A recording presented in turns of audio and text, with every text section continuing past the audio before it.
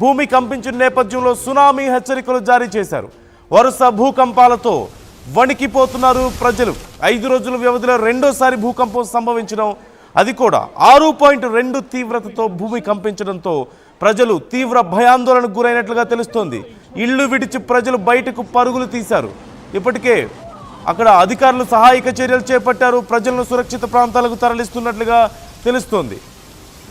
అలాగే వాషింగ్టన్ ప్రజలు సురక్షిత ప్రాంతాలకు వెళ్తున్నారు. ఒరిగాన్ను కూడా పూర్తిగా ఖాళీ చేయిస్తున్నట్లుగా తెలుస్తోంది. మరోవైపు అలాస్కా, హవాయి, పసిఫిక్ ద్వీప దేశాలకు సునామీ హెచ్చరికలు జారీ చేసినట్లుగా తెలుస్తోంది. భూమి భారీగా కంపిస్తున్న తరుణంలో సునామీ వచ్చే ప్రమాదం ఉందంటూ అధికారులు హెచ్చరికలు జారీ చేశారు. వరుసగా ఇలా న్యాచురల్ డిజాస్టర్స్తో అమెరికా అల్లాడుతోంది. ఇప్పటికే $1 బిలియన్ నష్టపోయింది. మొన్న చూసాం మనం, టెక్సాస్లో వచ్చినటువంటి వరదలు చూసాం. ఆ తర్వాత న్యూ మెక్సికోలో వచ్చినటువంటి వరదలు చూసాం. ఇలా వరుసగా వచ్చినటువంటి వరదలు, ఆ తర్వాత ఇప్పుడు భూకంపాలు, సునామీ హెచ్చరికలతో అసలు ఏం జరుగుతోంది అమెరికాలో? వరుసగా జరుగుతున్నటువంటి ఈ ప్రకృతి విపత్తులు, ప్రకృతి ప్రళయాలకు కారణం ఏంటి అంటూ ప్రజలు సైతం భయాందోళనకు గురవుతున్నారు. అధికారులు సహాయక చర్యలు తీసుకుంటున్నప్పటికీ భారీగా ప్రాణ ఆస్తి నష్టం జరుగుతుంది. మొన్న వచ్చినటువంటి వరదలకు, టెక్సాస్లో, న్యూ మెక్సికోలో వచ్చినటువంటి వరదలకు $1 బిలియన్ నష్టపోయింది అమెరికా. ఈ నేపథ్యంలో ఇప్పుడు వచ్చినటువంటి 6.2 తీవ్రతతో నమోదైనటువంటి భూకంపంతో అమెరికా మరింత నష్టపోతోంది. ప్రజలను ఇప్పటికే చాలా ప్రాంతాల్లో ప్రజలను ఖాళీ చేయిస్తున్నారు. ముఖ్యంగా యునాలాస్కో, కోడియాక్, డచ్ హార్బర్ ప్రాంతాల్లో ప్రజలను ఇళ్ల నుంచి ఖాళీ చేయించారు అధికారులు. మరోవైపు ఒరిగాన్, వాషింగ్టన్ ప్రజలు సురక్షిత ప్రాంతాలకు వెళ్తున్నారు. 5 రోజుల క్రితం కూడా అలాస్కాలో భారీ భూకంపం సంభవించినట్లుగా తెలుస్తోంది. ఈ నేపథ్యంలో వరుస భూకంపాలతో అక్కడ సునామీ హెచ్చరికలు సైతం జారీ చేస్తున్నారు అధికారులు. ఒకవేళ ఇప్పుడున్న పరిస్థితుల్లో నిజంగా అలాంటి పరిణామం కనుక చోటు చేసుకుంటే ఇక నష్టాన్ని అంచనా వేయడం చాలా కష్టం అవుతుంది. ముఖ్యంగా అలాస్కా, హవాయి, పసిఫిక్ ద్వీపాలు, ఈ 3 ప్రాంతాలకు సునామీ హెచ్చరికలు జారీ చేసినట్లుగా తెలుస్తుంది. 6.2 తీవ్రత అంటే ఖచ్చితంగా భారీ నష్టాన్ని మిగిల్చే అవకాశం ఉంటుంది. సహజంగా 4 నుంచి 5 మధ్యలో భూమి ప్రకంపిస్తేనే చాలా ప్రాంతాల్లో ఇళ్లు కూలిపోవడాన్ని మనం చూస్తూ ఉంటాం, చాలా నష్టం జరగడాన్ని మనం చూస్తుంటాం. అలాంటిది 6, అంతకు మించి 6 నుంచి 7 మధ్యలో తీవ్రత నమోదైంది అంటే ఖచ్చితంగా భారీ నష్టం వాటిల్లే అవకాశం ఉంటుంది. మరోవైపు ఈ మధ్య కాలంలో వచ్చినటువంటి భారీ వరదలతో అమెరికా ఇప్పుడే అతలాకుతలమైంది. ఇప్పుడిప్పుడే అక్కడ ప్రాంతాల్లో తిరిగి సాధారణ పరిస్థితులు నెలకొంటున్నాయి. టెక్సాస్లో మనం చూసాం భారీ వరదలు. 45 నిమిషాల్లో 8 మీటర్ల ఎత్తు వరకు ఒక నది పొంగి పొర్లిందంటే, వరద ఉధృతి పెరిగిందంటే అర్థం చేసుకోవచ్చు ఎంత దారుణమైనటువంటి వరద పరిస్థితులు అక్కడ చోటు చేసుకున్నాయి. ఆ తర్వాత న్యూ మెక్సికోలో చూసాం, ఇళ్ళు కొట్టుకుపోయాయి, పెద్ద పెద్ద ఇళ్ళు సైతం కొట్టుకుపోయినటువంటి పరిస్థితులు. అనేక వేల మంది ప్రజలు నిరాశ్రయులయ్యారు. చాలా రోజులు, సుమారుగా వారం రోజుల పాటు ప్రజలకి తిండి నీళ్లు లేక నానా అవస్థలు పడ్డారు. ఎయిర్ లిఫ్ట్ ద్వారా, హెలికాప్టర్స్ ద్వారా అక్కడ సహాయక చర్యలు చేపట్టినప్పటికీ కూడా పరిస్థితులు సాధారణ స్థితికి రావడానికి, పూర్తి స్థాయిలో సహాయక చర్యలు అందడానికి చాలా సమయం పట్టింది. ఈ లోపే చాలా మంది, వందల సంఖ్యలో ప్రజలు ప్రాణాలు కోల్పోయారు. $1 బిలియన్ నష్టం, ఆస్తి నష్టాన్ని మనం చూసాం. ఇప్పుడు భూకంపంతో మరొకసారి అమెరికా వణికిపోతోంది. ప్రపంచవ్యాప్తంగా ఈ మధ్య వరుసగా ప్రతిరోజు ఇలాంటి ఏదో ఒక ప్రకృతి విపత్తులు చోటు చేసుకుంటూనే ఉన్నాయి. భారతదేశంతో సహా ఢిల్లీలో వచ్చిన భూకంపాన్ని మనం చూసాం, అరుణాచల్ ప్రదేశ్ వరదల్ని మనం చూసాం, ఆ తర్వాత చైనా సరిహద్దుల్లో వచ్చినటువంటి వరదలు మనం చూసాం, నేపాల్ చైనా సరిహద్దుల్లో వచ్చినటువంటి వరదలు, అలాగే చైనాలో ప్రావిన్సులు కొట్టుకుపోయినటువంటి పరిస్థితి మనం చూసాం, జపాన్లో వచ్చినటువంటి భారీ భూకంపాలు మనం చూసాం. అసలు మొత్తం సర్వనాశనం అవుతుందంటూ అందరూ చాలామంది ఎక్స్పెక్ట్ చేశారు, అక్కడ భావించారు. కానీ త్రుటిలో పెను ప్రమాదం తప్పింది. జపాన్లో వరుసగా భూకంపాలు వారం రోజుల పాటు వణికించాయి. అక్కడ సునామీ హెచ్చరికల్ని చూసాం. చిన్న చిన్న ద్వీపాలని ఖాళీ చేయించడాన్ని మనం అక్కడ చూడొచ్చు. అలాగే ఐస్లాండ్లో మనం చూసాం భారీ అగ్నిపర్వత విస్ఫోటనాన్ని మనం చూసాం. ఇలా ఇప్పుడు అమెరికాలో మనం పరిస్థితులు అలాగే చూస్తున్నాం. ఇలా వరుసబెట్టి ప్రపంచ దేశాల్లో, అగ్రదేశాల్లో సైతం వరుసబెట్టి ప్రకృతి విపత్తులు సంభవిస్తున్న నేపథ్యంలో ఇలాంటి విషయాల్లో ప్రజలకి రోజు రోజుకి ఏదో భయాందోళన పెరుగుతుందనే చెప్పాలి. ప్రపంచవ్యాప్తంగా ఇలాంటి ప్రకృతి విపత్తులకు కారణం ఏంటి? వరదలను ఎందుకు అంచనా వేయలేకపోతున్నారు?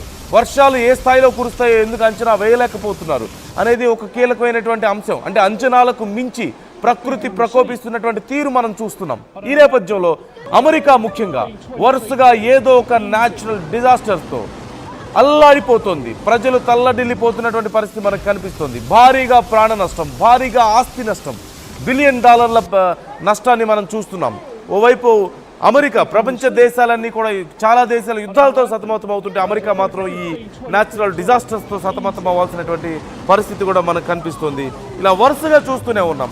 సెంట్రల్ టెక్సాస్లో మనం చూసాం, జూలైలో వచ్చినటువంటి వరదలే సెంట్రల్ టెక్సాస్ మొత్తం ఫ్లడ్స్ అంతా కూడా పూర్తిగా ఆ ప్రాంతాన్ని తల్లక్రిందులు చేసినటువంటి పరిస్థితి మనం చూసాం. అలాగే ఇదే 2025లో మార్చిలో వచ్చినటువంటి సదరన్ స్టేట్స్లో వచ్చినటువంటి ఒక భారీ టోర్నడో మనం చూసాం. దానివల్ల భారీగా 6.25 బిలియన్ల నష్టం జరిగిందంటే ఎంత భారీ నష్టమో మనం అర్థం చేసుకోవచ్చు. అదే 2025లో సదరన్ కాలిఫోర్నియా వైల్డ్ ఫైర్ని కూడా మనం చూసాం. మొత్తం కాలిఫోర్నియా అంతా కూడా ఆహుతైపోయినటువంటి పరిస్థితి, అడవులన్నీ కూడా దగ్ధమైపోయినటువంటి పరిస్థితి. అక్కడ కూడా అంతే, బిలియన్ డాలర్ల నష్టం, 250 బిలియన్ డాలర్ల నష్టాన్ని అక్కడ కాలిఫోర్నియా వైల్డ్ ఫైర్ నమోదు చేసిందంటే ఎంత భారీ నష్టమో మనం అర్థం చేసుకోవచ్చు. ఇక 85 బిలియన్ డాలర్ల నష్టం హరికేన్ మిగిల్చింది ఫ్లోరిడా, జార్జియాలో. మరోవైపు అలాంటి హరికేన్ పరిస్థితులే మనం Florida, Georgia, south California, north California, Tennessee, మనం ఓహియో, ఇలా చాలా ప్రాంతాల్లో మనం చూస్తూనే ఉన్నాం. అలాగే 2024లో కూడా ఇలాంటి పరిస్థితులే మనం చూసాం. టోర్నడో అవుట్ బ్రేకింగ్ జరిగింది సదరన్ యునైటెడ్ స్టేట్స్లో, అలాగే మిడ్ వెస్టర్న్ యునైటెడ్ స్టేట్స్లో జరిగినటువంటి నష్టం 7.3 బిలియన్ డాలర్లు భారీ నష్టాన్ని మనం చూసాం. ఇలా వరుసగా జరుగుతున్నటువంటి ప్రకృతి విపత్తులు అమెరికాని అతలాకుతలం చేస్తున్నాయి. ఏదైనా ప్రకృతి విపత్తు వస్తే బిలియన్ డాలర్ల నష్టం, వందల సంఖ్యలో ప్రజల ప్రాణాలు పోతున్నాయి. తిరిగి సాధారణ స్థితికి చేరుకునే లోపే మరొక ప్రాంతంలో ఇలాంటి పరిస్థితులు మనం చూస్తూనే ఉన్నాం. ఒకసారి అడవుల్ని కాల్చేసేటువంటి భయంకరమైనటువంటి వైల్డ్ ఫైర్ని మనం చూసాం, మరొకసారి భూకంపాన్ని చూస్తున్నాం, సునామీ హెచ్చరికలను చూస్తున్నాం, భయంకరమైనటువంటి వరదల్ని చూస్తున్నాం. అమెరికాని గత సంవత్సర కాలంలోనే 100 బిలియన్ డాలర్లకు పైగా నష్టం జరిగిందంటే అర్థం చేసుకోవచ్చు పరిస్థితి ఎంత దారుణంగా ఉందో. అమెరికాలో 100 బిలియన్ సుమారుగా 300 బిలియన్ డాలర్లు, 300 బిలియన్ డాలర్లకు పైగా అమెరికా గత సంవత్సరంన్నర కాలంలో నష్టపోయిందంటే ఎంత దారుణమైనటువంటి ప్రకృతి విపత్తులో మనం చూడొచ్చు. మరోవైపు ప్రపంచ దేశాలు కూడా ఇదే పరిస్థితిని ఎదుర్కొంటున్నాయి. చైనాలో ప్రావిన్స్లు కొట్టుకుపోయినటువంటి పరిస్థితి మనం చూసాం. మరోవైపు నేపాల్ బోర్డర్లో చూసాం, భారతదేశంలో చూసాం, అలాగే జపాన్లో చూసాం పరిస్థితి ఎంత దారుణంగా ఉందో. ఇలా ప్రపంచ దేశాల్లో ఎక్కడో చోట ఇలాంటి పరిస్థితులు మనం చూస్తూనే ఉన్నాం. ఓవైపు యుద్ధాలు, మరోవైపు ఇలాంటి న్యాచురల్ డిజాస్టర్స్ ప్రపంచ దేశాలని అతలాకుతలం చేస్తున్నాయి. ఎక్కడో ఒక చోట ప్రతిరోజు ఏదో ఒక నష్టాన్ని మనం చూస్తూనే ఉన్నాం. భారీ నష్టాన్ని, బిలియన్ డాలర్ల నష్టం, వందల మంది ప్రజల ప్రాణాలు కోల్పోతున్నటువంటి పరిస్థితులు మనం చూస్తున్నాం. ఈ నేపథ్యంలో అమెరికాలో వచ్చినటువంటి ఈ భారీ భూకంపానికి సంబంధించినటువంటి డీటెయిల్స్ మనం చూస్తున్నాం. అలాస్కా తీరంలో రిక్టర్ స్కేలుపై 6.2 తీవ్రతతో భూమి కంపించింది. అలాస్కా, హవాయి, పసిఫిక్ ద్వీప దేశాలకు సునామీ హెచ్చరికలు జారీ చేశారు. యునాలాస్కా, కోడియాక్, డచ్ హార్బర్ ప్రాంతాల్లో ప్రజలను ఇళ్ల నుంచి ఖాళీ చేయించారు అధికారులు. అలాగే ఒరెగాన్, వాషింగ్టన్ ప్రజలు ఇప్పటికే సురక్షిత ప్రాంతాలకు తరలి వెళ్తున్నారు. 5 రోజుల క్రితం కూడా అలాస్కాలో భారీ భూకంపం సంభవించింది. వరుస భూకంపాలతో ప్రజలు వణికిపోతున్నట్టుగా తెలుస్తోంది. ఈ నేపథ్యంలో అక్కడ సునామీ హెచ్చరికలను సైతం జారీ చేసిన నేపథ్యంలో ప్రజలు తీవ్ర భయాందోళనకు గురవుతున్నారు. వరుస అమెరికాలో ప్రపంచ దేశాల్లో చోటు చేసుకుంటున్నటువంటి ఈ వరుస డిజాస్టర్స్తో దారుణమైనటువంటి నష్టాలను మనం చూస్తున్నాం. ఈ నేపథ్యంలో మనం ఒకసారి పోల్ చూద్దాం. ఆర్టీవీ నిర్వహిస్తున్నటువంటి పోల్కి రెస్పాన్స్ ఎలా వచ్చిందో ఒకసారి చూద్దాం. ప్రజలకి ఈ అభిప్రాయాలను తెలియజేయండి అంటూ ఆర్టీవీ అడిగింది. ఈ నేపథ్యంలో ఇదంతా అమెరికా కర్మ ఫలితమేనా అంటూ ఒక ప్రశ్న అడిగితే 86% మంది అఫ్కోర్స్ అమెరికా చేస్తున్న పాపాలకు ఇది ఫలితం అంటూ చెప్తున్నారు. 12% మంది, కేవలం 13% మంది నో అని చెప్తుంటే 87% మంది ఎస్ అని చెప్తున్నారు. 88% మంది అవును అంటున్నారు, 12% మంది నో అంటున్నారు. ఇదంతా అమెరికా కర్మ ఫలితమా? అక్కడ అధ్యక్షులు చేస్తున్నటువంటి దారుణాలకు, ఆ దేశం చేస్తున్నటువంటి కుట్రలకు, ఎన్నో దేశాలను నాశనం చేసినటువంటి పాపాలకు ఇది ఒక కర్మ ఫలితమా అంటే అవును అనే అభిప్రాయం ఎక్కువగా వ్యక్తమవుతుంది. 100లో 88 మంది అవునంటుంటే కేవలం 12% మంది మాత్రమే నో అంటున్నారు. అంటే అమెరికా చేసినటువంటి దారుణాలు ప్రజల్లో